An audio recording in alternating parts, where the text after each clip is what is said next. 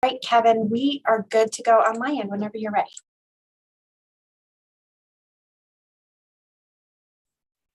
Good afternoon. This is the July 20th, 2022 session of the Zoning Hearing Examiner docket. My name is Kevin Sid. I'm the Zoning Hearing Examiner today at the City of Cincinnati, and I will preside over this hearing. The case before us today is case number ZHUV22009. The property in question is 1030 Cutter Street. The purpose of this hearing is to allow applicants and opposing parties to testify and to offer and refute evidence and testimony. This hearing will follow the rules found in the zoning code and the supplemental rules of the Zoning Hearing Examiner. All testimony and evidence that an applicant or any opposing party wishes to offer must be presented at this hearing. The hearing will proceed as follows. The applicant, the applicant's attorney, or the applicant's agent will first present the applicant's case. The public will have an opportunity to speak after the applicant has presented its case. If there's more than one person opposing an application, those persons should decide among themselves the length of time each will have to speak. If an opposition group is in attendance, I may request that a spokesperson be chosen to speak on behalf of the group. If the applicant is represented by an attorney, the applicant's attorney may cross-examine any person who has testified at the hearing. If a party of record is represented by an attorney, the attorney for the party of record may present witnesses after the applicant has presented its case and may cross-examine any person who has testified at the hearing. In the event that any party testifies or offers argument in opposition to an application, the applicant shall have an opportunity to rebut the testimony and or argument offered in opposition. After the applicant has been given an opportunity to rebut any testimony and or argument offered in opposition, any attorney for a party of record will have an opportunity to make a closing statement. Finally, the applicant will have an opportunity to make a closing statement. If all presentations have been made, I will close the hearing. A decision may be expected within 2 weeks. I may limit or exclude any testimony that I deem irrelevant or outside the scope of the application being considered. I may interrupt any speaker to ask questions or to make any comments. I may also refuse to consider hearsay testimony or documents. This means evidence you want to introduce that consists of a statement made by a person who is not present at this hearing or a document that includes a statement of a person who is not at the hearing. In the event of any technical difficulties with the video conferencing technology, I may continue or postpone this hearing at my discretion. Although I am filling in for the zoning hearing examiner today who's on parental leave, and although I've done many of these hearings, I've not done them for several years. This is the first day I've done these over video. So bear with me if we have any technical issues. So far, so good with the hearings from this morning. All persons providing testimony will be sworn in now. I think the easiest way to do it is just swear everybody in, whether you intend to speak or not.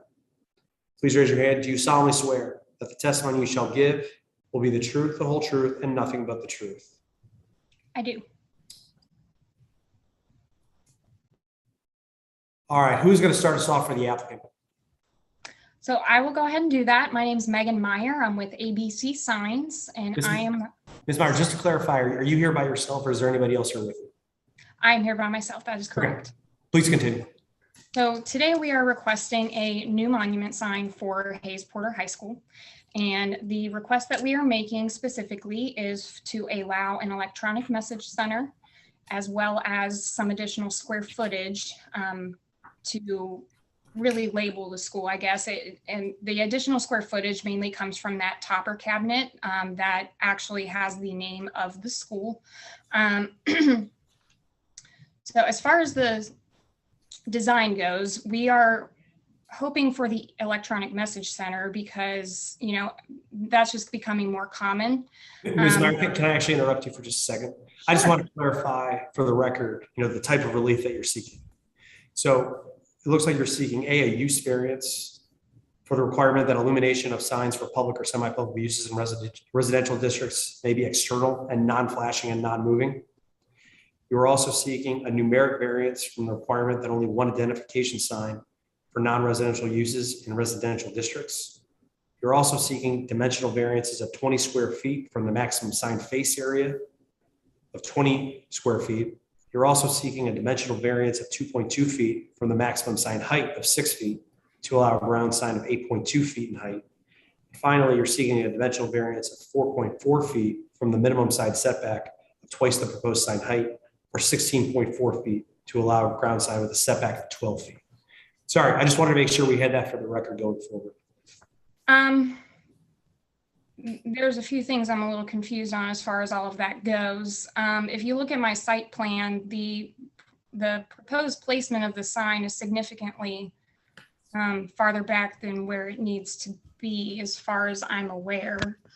Let me pull that up. So the way I currently have it laid out is that the distance from the property line is actually 35 feet. So we are not requesting to be any closer to the property line.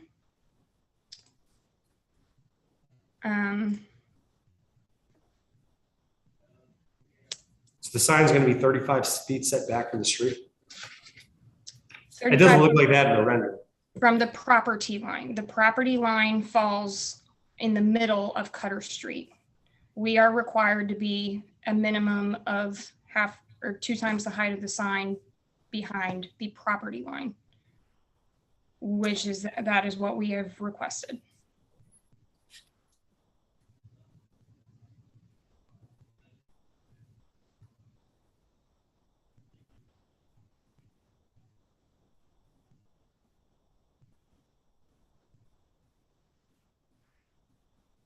I'll make a note of it, but I think you need it based on what I'm looking at, but I'll double check. Please continue. Okay. So again, with the electronic message centers, many of the Cincinnati public schools are looking to update their existing monuments, whether they already have changeable copy or not. This allows the area to continue to be updated. It allows the area to very quickly and easily share any pertinent information that may be needed by the community, the students, or faculty. It's also a much easier identifiable sign. So Cutter Street actually has a frontage of almost 800 feet for that school.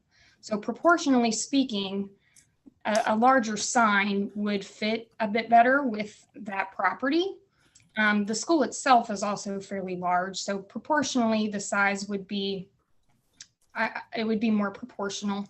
As far as the internal illumination goes, the positioning of the sign being perpendicular to Cutter will allow for the illumination to direct north and south on Cutter instead of directly across of the street.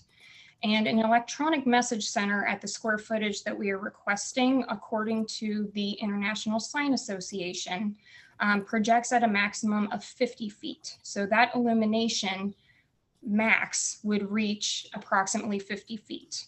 And from the sign to Ms. Meyer, Yeah. do you think it's going to be an issue with the illumination? I know that there's residential properties pretty close. Those streets, you know, those homes are almost built to the lot line, like they're pretty close to the street. Do you think there's going to be an issue with flashing and light going into those homes? I do not, because these properties are at least 80 feet away from where we are planning to put our sign, as shown on the updated site plan that was submitted. The sign itself is approximately 80 feet from the front of any of those properties. So to answer your question in short, no, I do not believe that this would cause any kind of distinct or extreme issues with any residences across the street.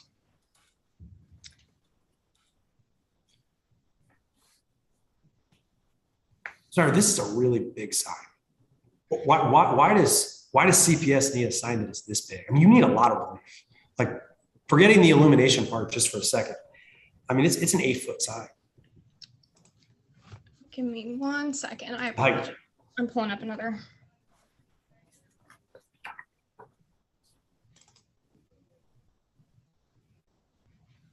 Did you hear my question, Ms. Meyer? Yes. So the overall height is what your question was. We would be more than happy to reduce that height. A majority, not a majority, but about a third of that is just from the brick base alone, which that was more to keep in style with the style of the building. So that overall height can absolutely be reduced. That is no problem at all. We'd be more than happy to kind of meet in the middle on that. Well, meet in the middle on anything really, if that was an option. So we can always reduce the overall height. We'd be more than happy to do that. The topper cabinet could always be reduced to 12 inches by 96 as well, which would reduce that to, that would make that feet instead of the proposed 16, leaving our overall request for the sign to be 32 square feet instead of 40 overall. So Ms. Meyer, I'm going to give you an option here. So when we have these hearings, I can only grant or deny what's before me. Of course. So what I'm looking at is what you submitted. Do you want time to go back and revise your plan and submit something new? I mean, we can continue this hearing. It's up to you. If you want to go forward with what you have, that is fine. But I can't go forward with, kind of like suggestions from you, like, hey, I'm okay with this. Of course. If you're okay with it, right? Which you may not realize that. And I get it. Like, it's not every day that people have these hearings. Do you want to go forward with what you have, or would you rather continue the hearing and maybe revise what you have, and maybe talk to the zoning department a little bit further? I would like to request a continuance on this so that we are able to make some adjustments to make it slightly more compliant with what code does allow, Okay. And make it a little bit more friendly to what everybody's looking for. Okay. Ms. Meyer, I am not going to give you a date right now. You're going to get a date soon. I think you're going to probably need at least 4 or 5 weeks. I bet you by the time everything's done with submitting documentation. Like I said, I'm filling in for the zoning hearing examiner today, who's on parental leave. He'll be back soon. We will be in touch with you, and we will schedule a new date. And obviously, everybody will get notice. I have a question. I'm sorry. What? I apologize. Do you mind if I ask if we could open it up to the neighboring property owners so that I may address any questions or concerns they may have in our new submittal? Is that permitted? So I will do that for you. If people want to speak.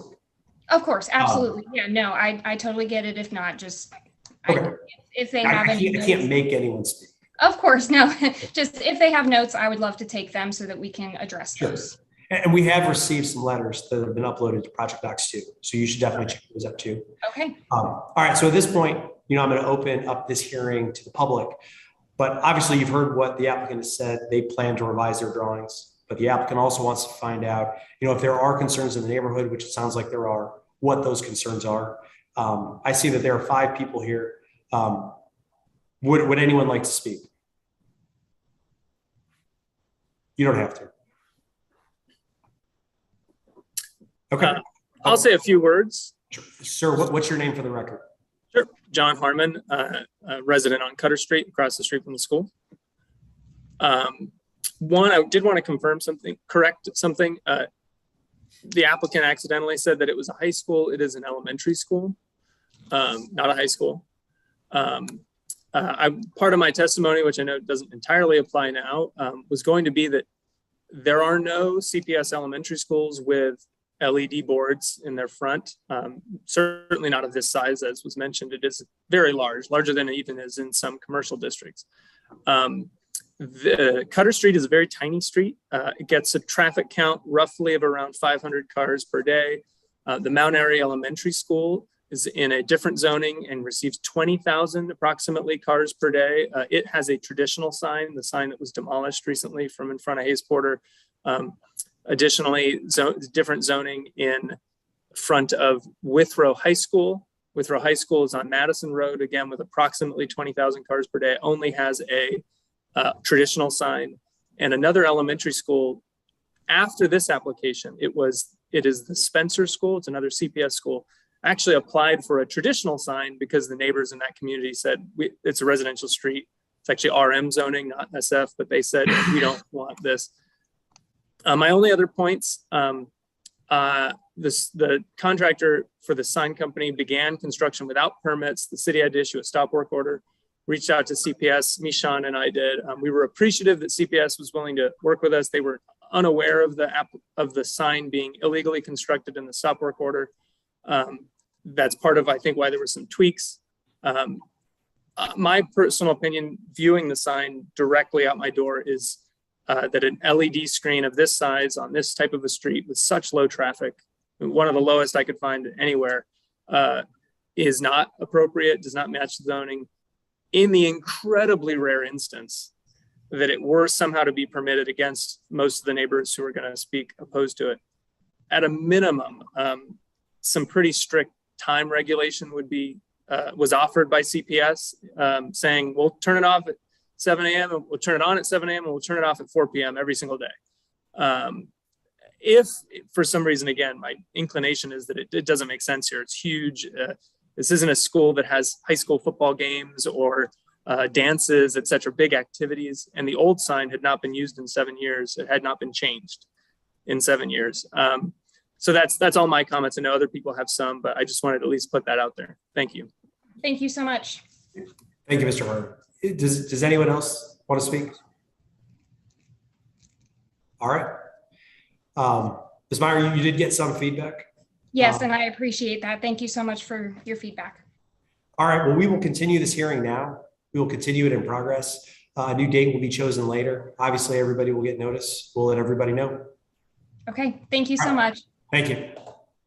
And Ms. Meyer, please get in touch with the zoning department, the ZPE that you worked with, so that you can resubmit and talk about revisions. Absolutely. And the date we give, if that doesn't work for you, if you need to schedule it out further because you're still working on the project, that's fine. Just let us know.